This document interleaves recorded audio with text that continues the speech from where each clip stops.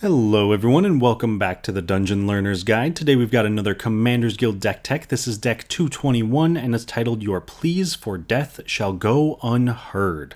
And that is flavor text off of a card that is in this deck, so if you know what it is, let me know in the comments, but it'll pop up later, don't worry. And if you haven't seen this show before, what we're doing is randomly selecting a card from scryfall.com or from among suggested cards, working with a budget of $100 or less and building a commander deck for Magic the Gathering around a theme of the chosen card. So this week, our random card was suggested to us by Jeffrey Boos over on Patreon, and that card is Razia's Purification, which is 4 red-white for a sorcery that says each player chooses 3 permanents they control, then sacrifices the rest. Now this card is definitely a little bit mean, so I will say that going into this deck, because Razia's Purification doesn't specify non-land permanents, so this does in fact force everyone down to 3 permanents including lands. So be aware, this technically does function as land destruction, which I believe automatically puts this as a bracket 3. Correct me if I'm wrong, but that's where we're at with this one. So obviously, we need a commander, and I figured we'd focus on the sacrificing part of this for our commander. So in that end, I chose Negan the Cold-Blooded, which is 2 red, white, black for a 4/3 legendary creature human rogue. When Negan enters the battlefield, you and target opponent each secretly choose a creature that player controls. Then those choices are revealed, and that player sacrifices those creatures. Whenever an opponent sacrifices a creature, you create a treasure token. Now, you may notice that Negan is in fact $17, so despite the fact that this is the original card and the character that we are technically using as our commander, for the rest of this deck tech and for the game later, I will be referring to this card as Malik Grim Manipulator, which is the exact same card, however it is $14 cheaper, so in terms of budget and gameplay, this is what we're going to be using for today. With that being said though, let's jump into some of our themes, talk a little bit about what's going to make this deck work, and what we're really trying to do. So starting off, our first theme is of course sacrificing. We really want to go out of our way to make sure that our opponents have as few permanents on the battlefield as possible. And once again, yes, this does include lands, so be aware, this is not a very nice deck. But this works especially well with our commander because Malik is going to care about giving ourselves treasures when our opponent's creatures are sacrificed. So if we can force everyone to sacrifice a creature, we can then make 3 treasures because 3 of our opponent's creatures got sacrificed. And some of the most efficient ways we can do this is with cards like Accursed Marauder, which is 1 and a black for a 2/1 zombie warrior. When it enters the battlefield, each player sacrifices a non-token creature. Now, 9 times out of 10 for our deck, we're probably just going to sacrifice the Marauder itself. That kind of gives us that free value from it. And then we're killing at least 1 creature per opponent, meaning that if we have Malik in play, we're going to be making 3 treasures. So that's technically mana positive because we spent 2 mana for the Marauder and made 3. And that's kind of what our deck is trying to do, is almost like chain together some sacrifice effects, leave our opponents with nothing, and then we can generate a ton of mana to empty out our hand and kind of take over the board.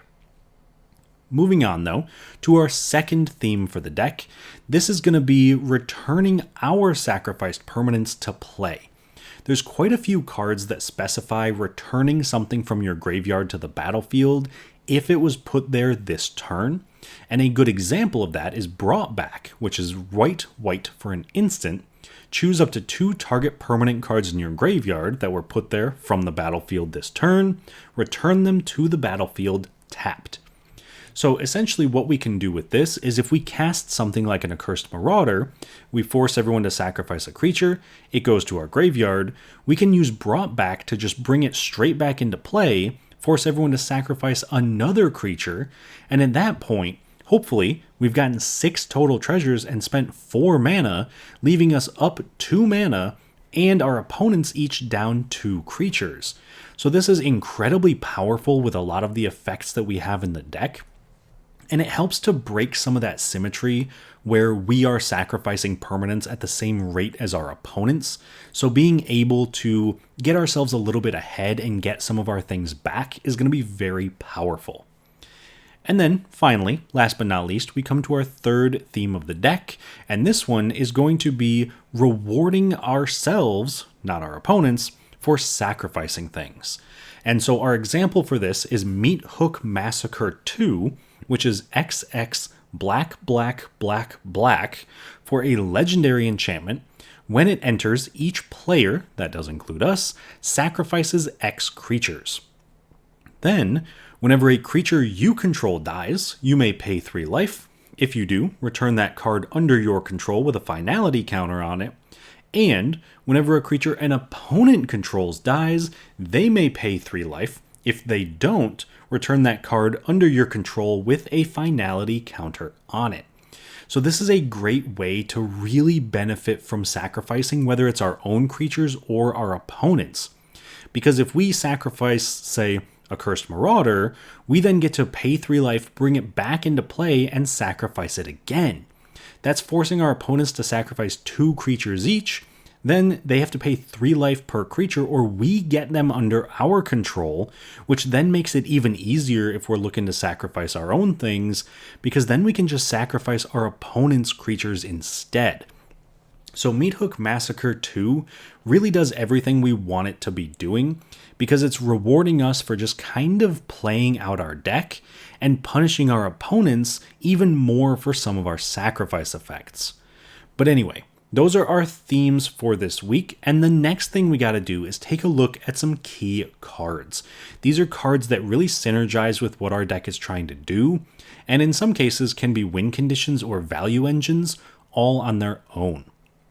So the very first card that I want to talk about is going to be Legate Lanius Caesar's Ace. So Legate Lanius is 2 black-red for a 2/2 legendary creature human soldier, and he has Decimate. When Legate Lanius enters the battlefield, each opponent sacrifices a 10th of the creatures they control rounded up, and whenever an opponent sacrifices a creature, put a +1/+1 counter on Legate Lanius. This is one of those cards that sounds very powerful on its base, but while that first ability sounds kind of over the top, it's still useful, but what we really want it for is its second ability. Because if we're being honest, Decimate doesn't actually do much to our opponents unless they control more than 10 creatures. And to be perfectly honest, if our opponents control more than 10 creatures, then we have not been doing our job as the sacrifice deck at the table. So, something to be aware of. Regardless though, each opponent will sacrifice at least 1 creature, hopefully as long as they have a creature, and whenever an opponent sacrifices a creature, we put a counter on Legate Lanius. So even when it enters, it's a 4 mana, hopefully 5/5, that killed 3 of our opponent's creatures. And yes, it's probably the worst of their creatures, but because we have so many ways to force people to sacrifice creatures in this deck, Legate Lanius can get incredibly large incredibly quickly and be a massive threat to the rest of the table, which is only amplified when they don't have any blockers because we force them to sacrifice them all.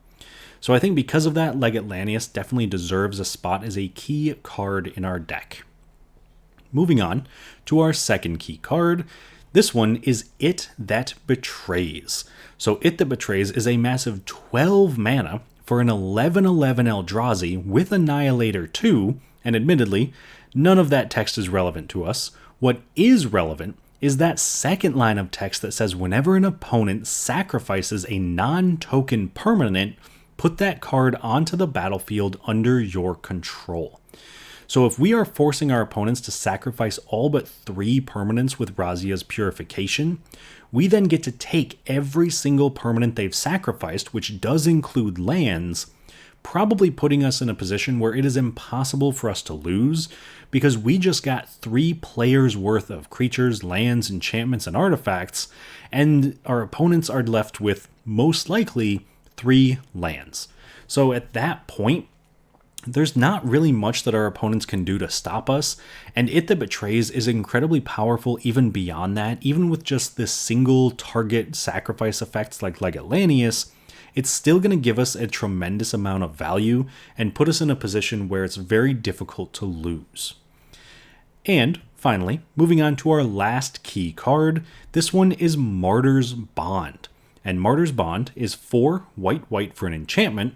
Whenever Martyr's Bond or another non-land permanent you control is put into a graveyard from the battlefield, each opponent sacrifices a permanent that shares a card type with it.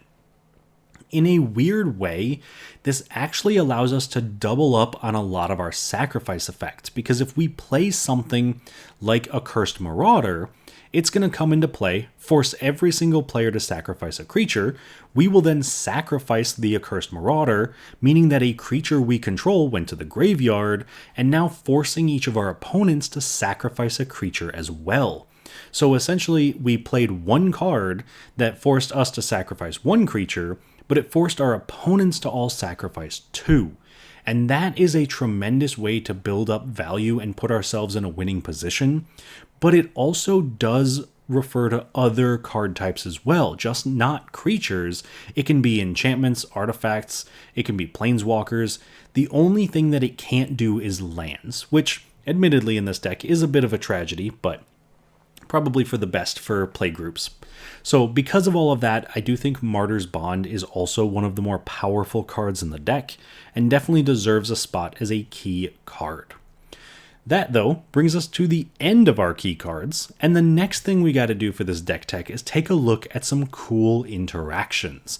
And these are cards that synergize really well with each other, but honestly, in most cases, are just fun cards that I want to highlight. So our first cool interaction is going to be between Balancing Act and Faith's Reward.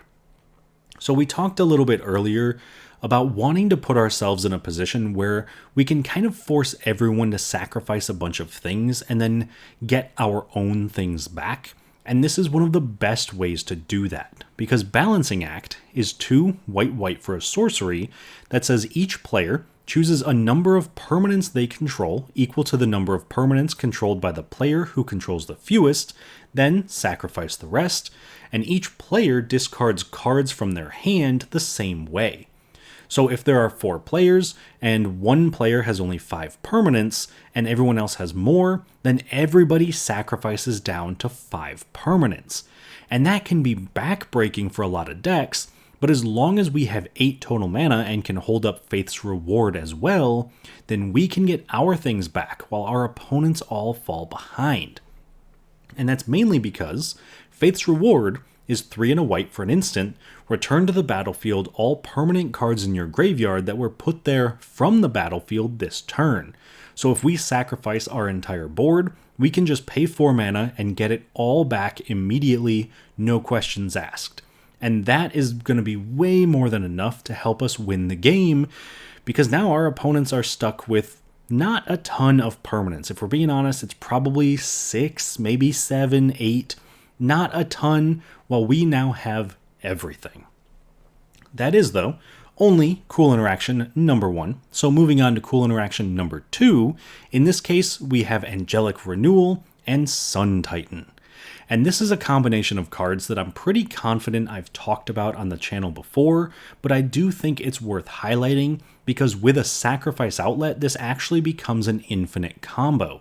So Angelic Renewal is 1 and a white for an enchantment. Whenever a creature is put into your graveyard from the battlefield, you may sacrifice Angelic Renewal. If you do, return that card to the battlefield. Sun Titan is 4 white for a 6/6 giant. It has vigilance, and whenever it enters or attacks, you may return target permanent card with mana value 3 or less from your graveyard to the battlefield. This essentially, with the way that it would work, is we would have Sun Titan, we could sacrifice it, Angelic Renewal would see a creature go to our graveyard, so we can sacrifice Angelic Renewal to return Sun Titan to play, and when Sun Titan enters, we can return Angelic Renewal to play, essentially putting us back to where we started. So if we have a sacrifice outlet and can keep sacrificing Sun Titan for some sort of value, then we can continue that loop infinitely. That means that if we have any creatures that do damage to our opponents, we can just drain them out and win the game. We can get to the point where we are returning other things as well if we've decided that we need a little bit of an extra push. But either way, this is an infinite loop of enter the battlefield and leaves the battlefield effects from Sun Titan.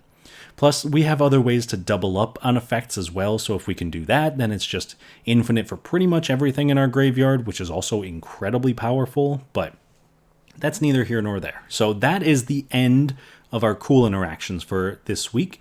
So the next thing I want to do is take a look at any game changers we may have in our deck. Now, normally I don't include a game changers slide for this, but obviously, since we're talking a little bit about game changers, that means that there is one in the deck, and this week, the one game changer we have is Turgid, God of Fright. And she plays a very similar role to It That Betrays. She's 3 black for a 4/5 legendary creature god. She has Menace. Whenever an opponent sacrifices a non-token permanent, or discards a permanent card, you may put that card from a graveyard onto the battlefield under your control. So as you may be able to tell, she is definitely all about forcing our opponents to sacrifice, forcing our opponents to discard, and then taking their cards for ourselves. Now, admittedly, she does also have a backside to this card, but we are most likely never going to use it. It is Turgid's Lantern, which is 3 and a black for a legendary artifact. Tap, target player loses 3 life unless they sacrifice a non-land permanent or discard a card. Then you can pay 3 and a black to untap Turgid's Lantern. This definitely does deserve to be a game changer.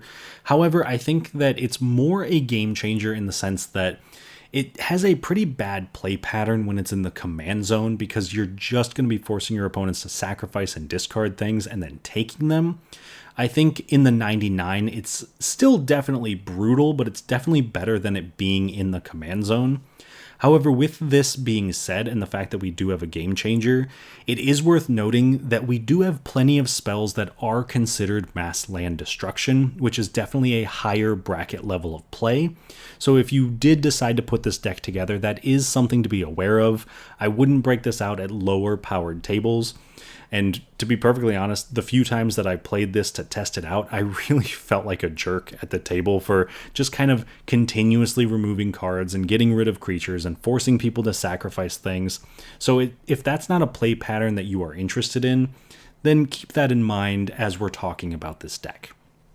That, though, is the end of most of our deck tech. So the final thing we have to do is take a look at the price of the deck.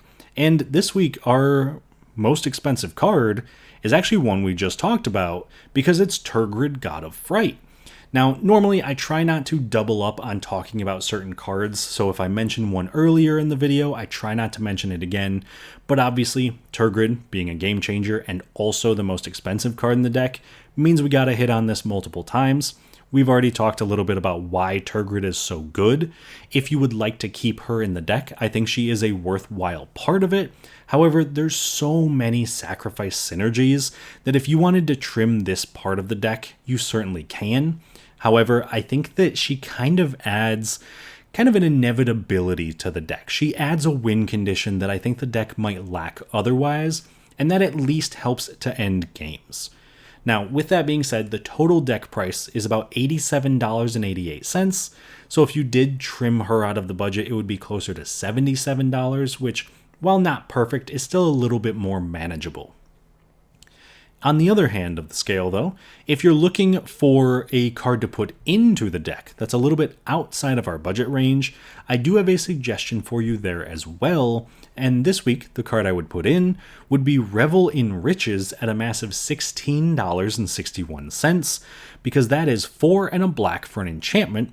Whenever a creature an opponent controls dies, make a colorless treasure artifact token with tap, sacrifice this artifact, add 1 mana of any color to your mana pool, and at the beginning of your upkeep, if you control 10 or more treasures, you win the game. Now, we are not a treasure deck in any way, but our commander can make a surprising amount of treasures. In my playtesting with this deck, we very frequently had more treasures than we could actually use, and definitely had more than 10 on multiple different occasions, meaning we could very easily just win the game with Revel in Riches, especially because Revel in Riches also gives us a treasure when our opponent's creatures die, letting us double up on those treasures if they're being sacrificed, and we have Malik in play as well. Now, with that being said, if you are putting in the Revel in Riches, you would have to take a card out of the deck as well, and the card I would recommend taking out is Doom Foretold, which is 2 white-black for an enchantment. At the beginning of each player's upkeep, that player sacrifices a non-land, non-token permanent. If that player can't, they discard a card, lose 2 life, you draw a card, you gain 2 life, and you create a 2/2 white knight creature token with vigilance, then you sacrifice Doom Foretold. Now, admittedly, this is a very powerful card. Forcing each player to sacrifice something in their upkeep can be very strong. However, I think the downside to this for our deck is that it forces us to sacrifice a creature as well, and most of our creatures already sacrifice themselves when they come in, or they're going to be pretty integral to our game plan, meaning we don't really want to sacrifice them and making it a lot harder to keep the Doom Foretold in play. And even if it does wind up getting sacrificed and we gain 2 life, make a 2/2 knight, draw a card, it's still really not that big of a payoff for the amount of work we have to go into to be able to get it to work. So for all those reasons, I think Revel in Riches is an improvement over Doom Foretold, but if you think I'm wrong, let me know down in the comments. I'd love to hear arguments for Doom Foretold. If I'm being honest, I don't have a ton of experience with it in Commander. So that, though, is the end of our deck tech for today. And before we jump into a game with this deck, I do want to take a second to shout out some of our current patrons and channel members. So a massive thank you to everyone who is helping to support the channel. If you're interested in joining that amazing group of people, you can find us over on Patreon, patreon.com/dungeonlearnersguide, and right here on YouTube as a channel member. And while we're still talking about shout outs, I do want to shout out an additional person this week, because lately there has been a member of my Discord who is also a patron up here, Richard, who has started up his own YouTube channel. So if you are interested in Commander deck techs or just kind of generic walkthroughs, he doesn't necessarily build a deck piece by piece. He kind of talks a lot about his ideas and his lens of thinking and the creativity behind a lot of the decks. And they're genuinely a lot of fun to listen to. They're a lot of fun to watch. I really enjoy the videos he's been putting out. He doesn't have a ton of videos right now, but every single one of them is worth watching. So if you're interested, check out Labman EDH. He's put a ton of work into this. He's a great guy. He really deserves all the support. So go check him out. Let him know that I sent you. And of course, make sure that you give him some love for me. But that's the end of our shoutouts. If you're interested, of course, in more things like this, please do let me know. And as always, please do like the video and subscribe to the channel. But with all that being said, let's talk a little bit about this deck, how it's going to perform in a game, and who we're facing down with our sacrifice deck this week. So this time, we are being joined by 3 opponents, as per usual. In the case of Luke playing Micaeus the Lunarch, Doodle playing Lord Magnus, and new to the channel Seelix playing Urtet Remnant of Memnarch. So starting off with Luke, this is his budget rare deck, so he only plays rares and mythics that are bulk rares. So essentially it's got to be about 25 cents or less to be able to fit into the deck.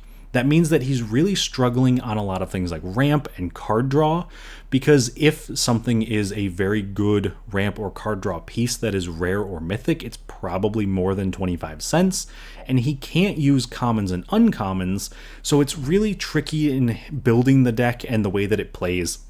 But it's a ton of fun to play against, and it's very heavily synergized around the +1/+1 counters and making tokens, which I think is just a sweet ability for mono white to be able to do that just with bulk rares.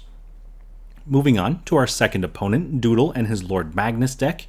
This is a deck that has shown up on the channel before.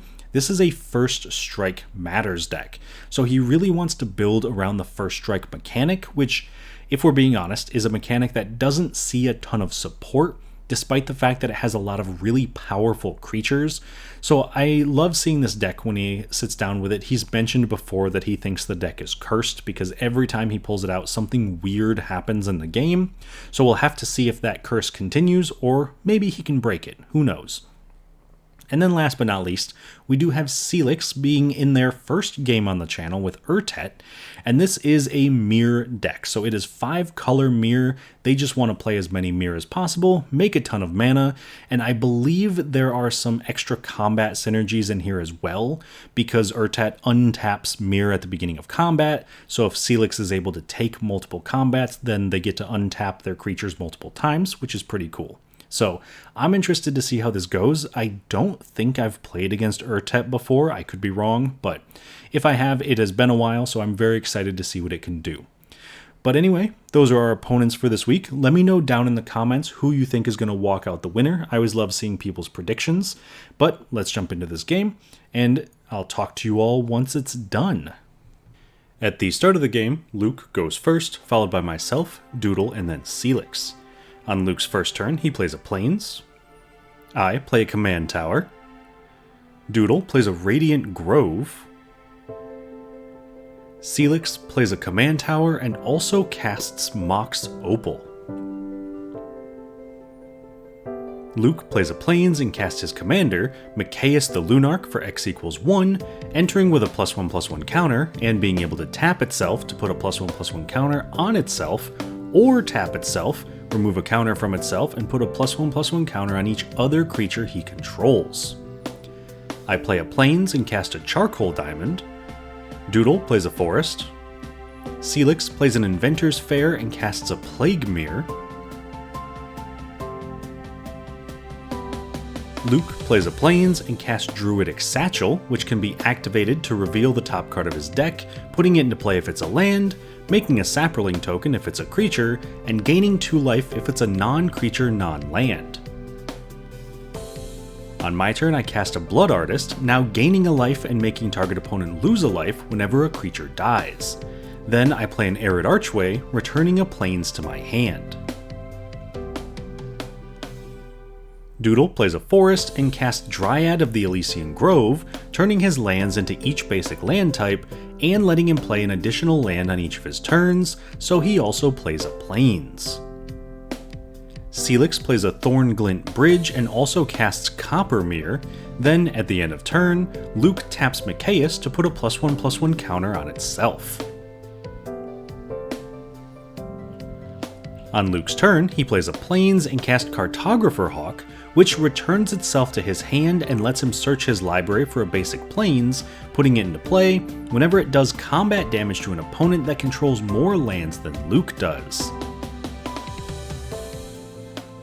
I play a Plains and cast Legate Lanius Caesar's Ace, forcing each of my opponents to sacrifice a 10th of their creatures rounded up, and putting a +1/+1 counter on it whenever an opponent sacrifices a creature.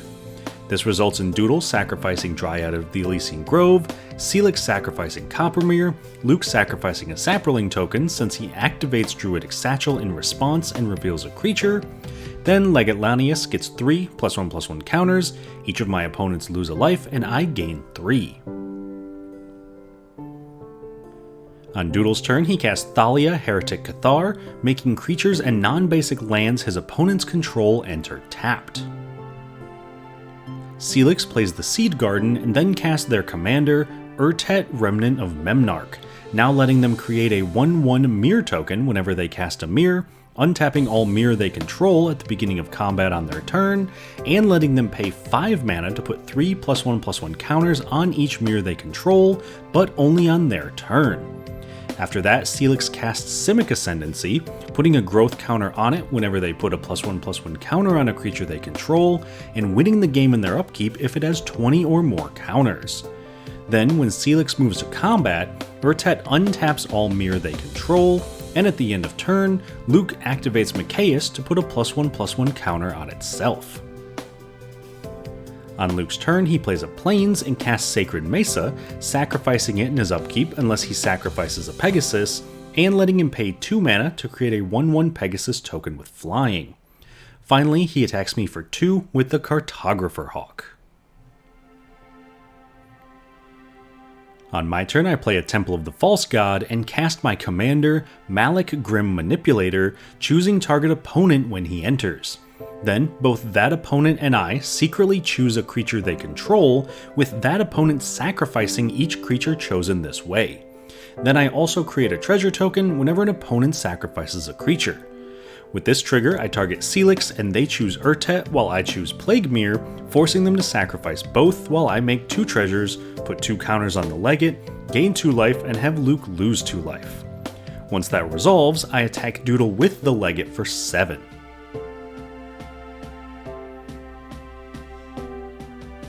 Doodle plays a Plains and casts Oran Frostfang, giving all his creatures Death Touch and letting him draw a card whenever a creature he controls deals combat damage to an opponent.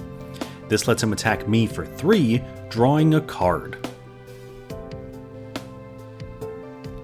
Seelix casts Urza's Incubator, naming Mirror, so all Mirror cost 2 less to cast. This then lets them recast their commander Urtet, and at the end of turn, Luke activates Druidic Satchel, revealing a Plains and putting it into play, while also activating Mikaeus to put a counter on himself.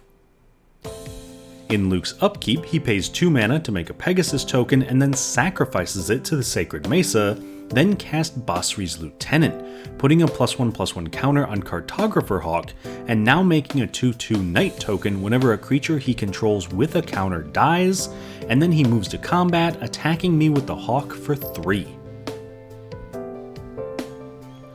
On my turn, I play a Swamp and cast Angelic Renewal, which can be sacrificed whenever a creature I control dies to return that creature to the battlefield. After that, I cast Martyr's Bond, so now, whenever a non-land permanent I control is put into my graveyard, each opponent sacrifices a permanent that shares a type with it. Then I attack Luke for 7 with Legate Lanius, and pass. Doodle plays a Forest and attacks me for 5 with both of his creatures. I block Thalia with Malik, killing my commander, so I sacrifice Angelic Renewal to return him to the battlefield. This also makes each of my opponents sacrifice a creature and enchantment, killing Thalia, Urtet, Cartographer Hawk, Simic Ascendancy, and Sacred Mesa, letting Luke make a Knight token, while I put 3 counters on the Legate, make 3 treasures, gain 3 life, make Seelix lose 3 life, and trigger Malik's Enter the Battlefield ability targeting Doodle. Since he now only has Oran Frostfang left, we both choose that, forcing him to sacrifice it while I make another treasure, put another counter on Legate Lanius, gain a life, make Seelix lose a life, and take no damage, since it's sacrificed before combat damage can be dealt. In his second main phase though, Doodle casts Farewell, exiling all creatures, enchantments, and graveyards. Seelix cast Mondrak, Glory Dominus, now doubling the amount of tokens that they would create. Luke cast a Thraben Doomsayer, which can tap to create a 1/1 human token, and if he has 5 or less life, gives all his other creatures +2/+2.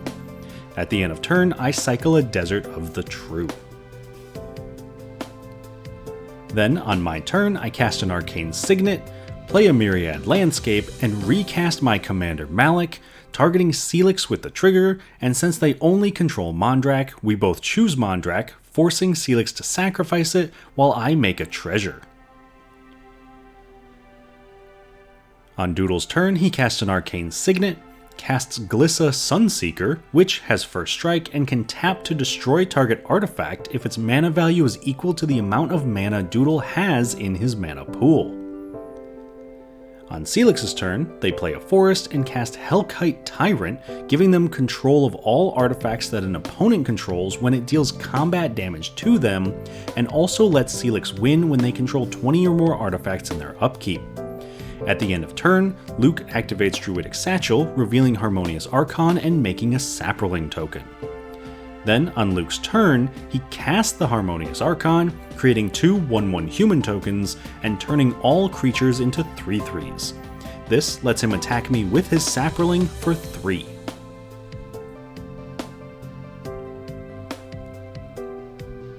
On my turn, I play a Swamp and sacrifice Myriad Landscape, searching my library for 2 basic lands, putting them into play tapped. Doodle casts Toski, Bearer of Secrets, letting him draw a card whenever a creature he controls deals combat damage to an opponent. This lets him attack me for 3 with Glissa, drawing a card. Then in his second main phase, Doodle casts Search for Glory, searching his library for a snow permanent, legendary, or saga, in this case getting a Plains, putting it into his hand, playing it for turn, and gaining 3 life since he spent 3 snow mana to cast the spell. Seelix casts a Hellkite Charger, letting them pay 7 mana when it attacks to untap their creatures and get an additional combat phase. Seelix then attacks me for 3 with the Tyrant, gaining control of my Arcane Signet and Charcoal Diamond, but I do tap them before the trigger resolves, and I also sacrifice my treasure. At the end of turn, Luke activates Thraben Doomsayer, making another human token.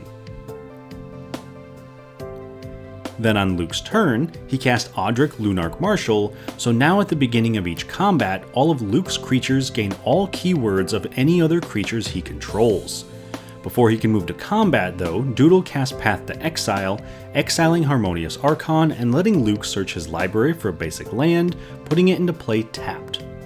Then, when he moves to combat, Luke attacks Doodle and I both for 2 with 2 of his tokens, so Doodle blocks one of them with Toski, killing it while I take 2 damage and Doodle takes 1.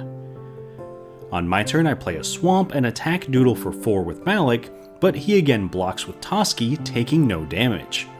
Then in my second main phase, I cast All Is Dust, forcing each player to sacrifice all colored permanents they control.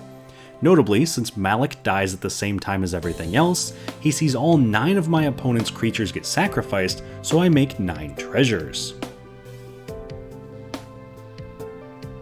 Doodle cast his commander Lord Magnus, now allowing creatures with Planeswalk and Forest Walk to be blocked as though they didn't have those abilities. Seelix plays a Dross Forge Bridge and recasts their commander Urtet, and in response, Luke activates Druidic Satchel, revealing Investigator's Journal and gaining 2 life. Once that's resolved, Seelix casts Mirror Welder, creating a 1/1 mirror token thanks to their commander. On Luke's turn, he casts the Investigator's Journal, which enters with 3 suspect counters on it since Seelix controls 3 creatures, and Luke is able to remove a counter from it to draw a card. After that, Luke recasts his commander Mikaeus for X equals 2, entering with 2 +1/+1 counters.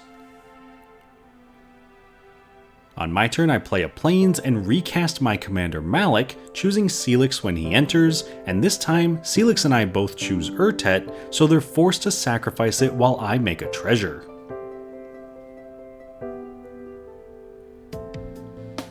Doodle cast Quende Pride of Femerif, giving all his creatures with first strike double strike. Then he also casts Ocelot Pride, getting the city's blessing, and now, in his end step, creating a 1/1 cat token and creating token copies of each token he controls that entered the battlefield this turn. On Seelix's turn, they cast Combat Celebrant, which can be exerted when it attacks to untap all their creatures and get an additional combat phase. Once that resolves, they also cast Mirrodin Besieged, naming Phyrexian, so that in their end step, they draw a card and discard a card, then target opponent loses the game if they have 15 or more artifacts in their graveyard. Finally, Seelix moves to their end step, drawing a card and discarding a card. Luke cast a Transmogrifying Wand, which enters with 3 counters on it, and it can be activated at sorcery speed, removing a counter from it to destroy target creature, giving its controller a 2/4 Ox token. Luke immediately activates the wand, destroying Doodle's Ocelot Pride and giving him a 2/4 Ox.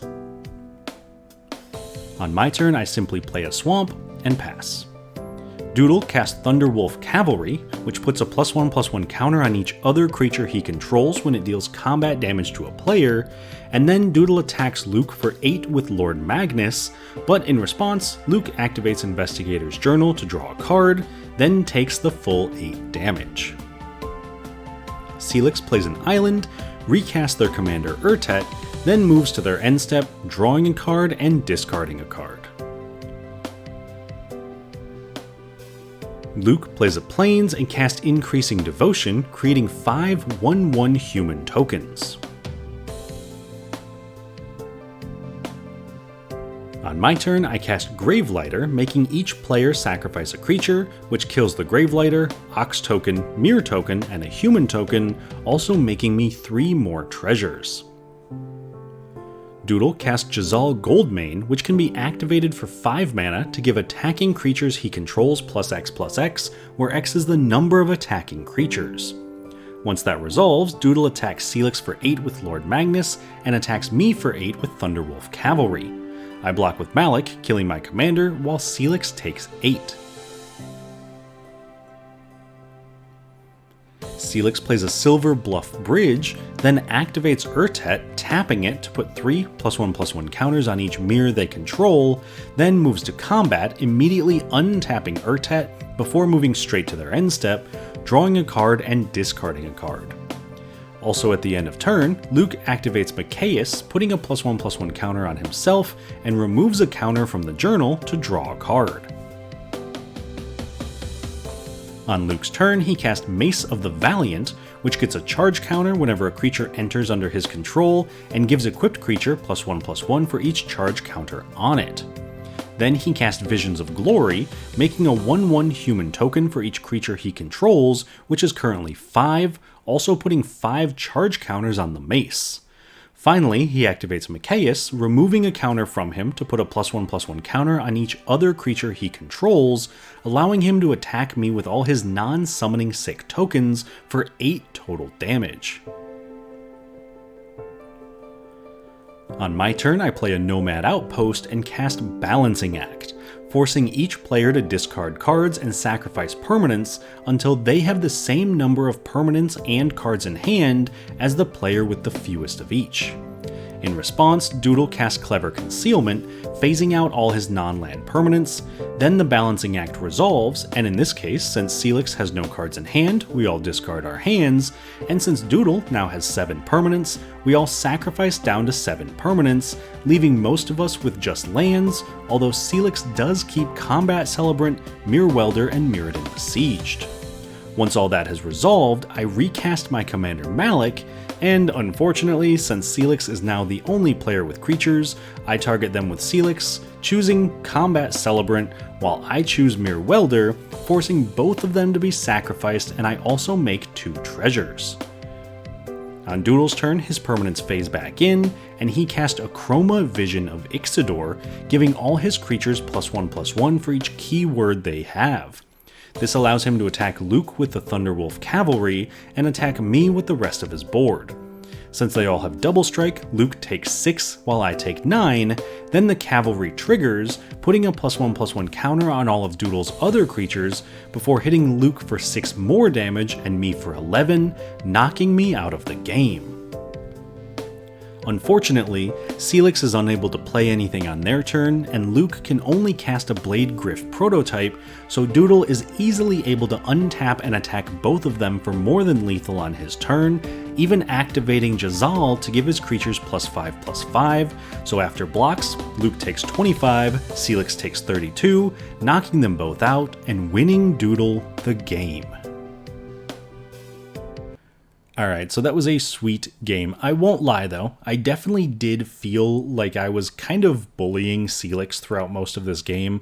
I really kept targeting them with the Malik triggers, unfortunately, because they were either the only player that had creatures, or they had the most threatening creatures, and so a little bit of a rough start to Seelix's forays into the channel, but hopefully they'll come back for another game and we didn't scare them off too badly.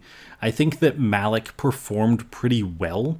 You may have noticed toward the end of the game that I kind of just started playing lands and passing. We really struggled to get going. I had a ton of mana and nothing to do with it. I couldn't find any card draw. I couldn't find anything that could kind of get things moving, so we were just really stuck and flooded out. Not really where you want to be, but could definitely be worse. It definitely put on a good show. Moving around the table, we'll go counterclockwise so we can end with our winner. Luke's bulk rare deck did phenomenally well. I think that he did a great job of flooding the board with tokens and then putting counters on them with his commander and always kind of putting the pressure on the table. And I won't lie, it was also pretty impressive to see how much value he got out of Druidic Satchel, which is a card that I don't know if I've ever heard of or even seen played before this bulk rare deck, but he got a couple of tokens out of it. He got some life out of it. He was able to kind of keep churning through parts of his deck, which I think was very cool. So a shout out to Druidic Satchel.